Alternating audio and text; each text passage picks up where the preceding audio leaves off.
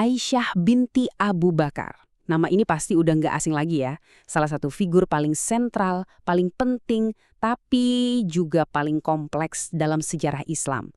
Dan ada satu pertanyaan tentang beliau yang udah jadi perdebatan panas selama lebih dari 1400 tahun.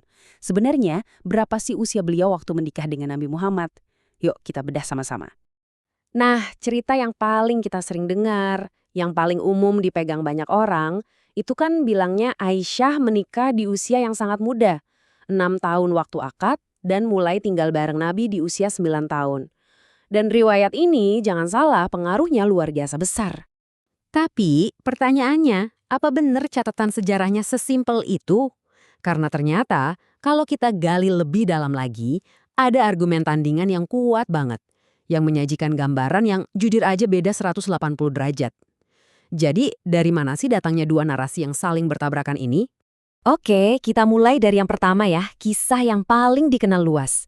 Biar kita paham kenapa narasi ini bisa begitu kuat, kita harus lihat langsung ke sumbernya. Ini bukan sumber sembarangan loh, ini pilar penting bagi jutaan muslim.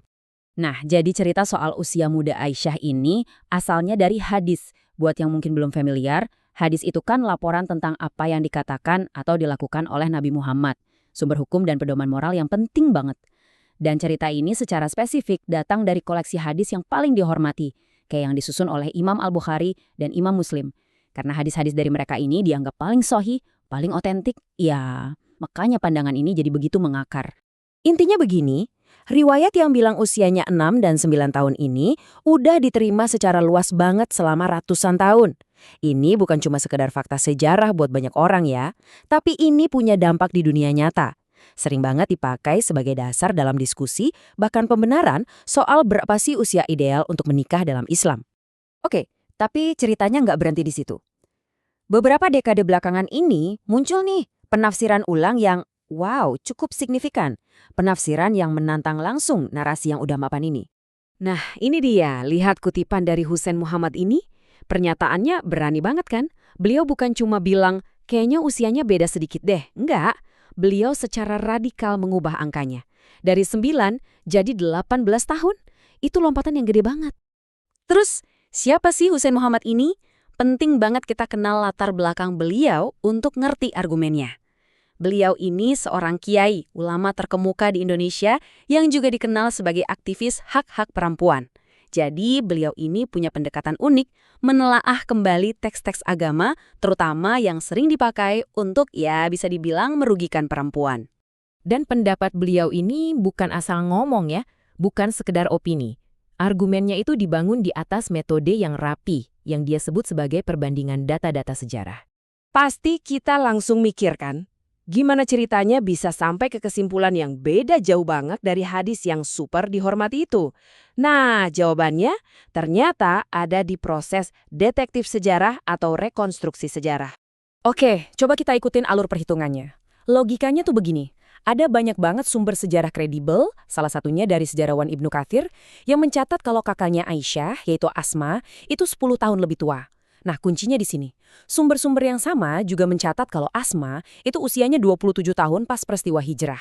Sekarang kita tinggal hitung mundur aja. Kalau Asma 27 tahun, berarti Aisyah yang 10 tahun lebih muda usianya berapa? Yap, 17 tahun. Itu usianya pas hijrah. Nah, pernikahannya dengan Nabi itu kan terjadi 1 atau 2 tahun setelah hijrah. Jadi kalau kita jumlahkan, usia Aisyah waktu menikah, ya antara 18 atau 19 tahun. Beda banget kan? Perhitungan ini benar-benar mengubah total narasinya. Dan ternyata perdebatan soal usia ini cuma puncak gunung es loh. Ini cuma satu bagian kecil dari warisan Aisyah yang jauh lebih besar dan jauh lebih kontroversial. Di sini nih kita lihat ada perpecahan yang dalam banget. Di satu sisi, bagi mayoritas Muslim Sunni, Aisyah itu adalah Ummul Mukminin, ibunda orang-orang beriman, sosok cendekiawan cerdas, sumber ilmu yang gak ternilai. Tapi, di sisi lain, bagi sebagian besar Muslim Syiah, pandangannya beda jauh.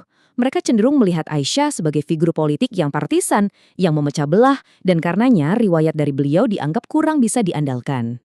Kritik ini sumbernya dari mana? Sebagian besar berpusat pada peran beliau setelah Nabi wafat, terutama keterlibatannya dalam Perang Saudara Islam yang pertama. Puncaknya itu waktu beliau memimpin pasukan melawan Ali bin Abi Thalib dalam pertempuran Unta.